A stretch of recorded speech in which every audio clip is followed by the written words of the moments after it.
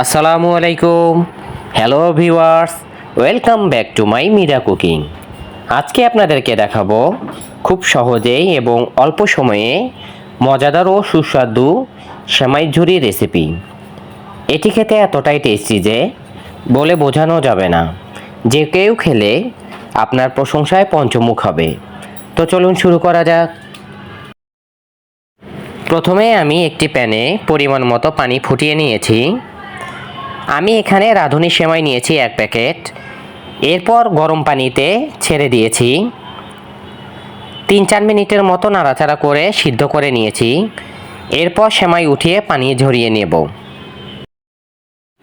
এরপর একটি প্যানে ঘি দিয়েছি 1 চা চামচ।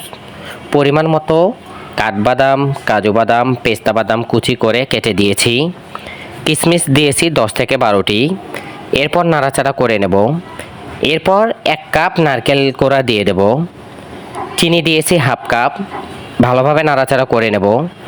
ভালোভাবে নাড়াচাড়া করে নেওয়া হলে সিদ্ধ করে নেওয়া সেমাই দিয়ে দেব। লবণ দিয়েছি স্বাদ মতো।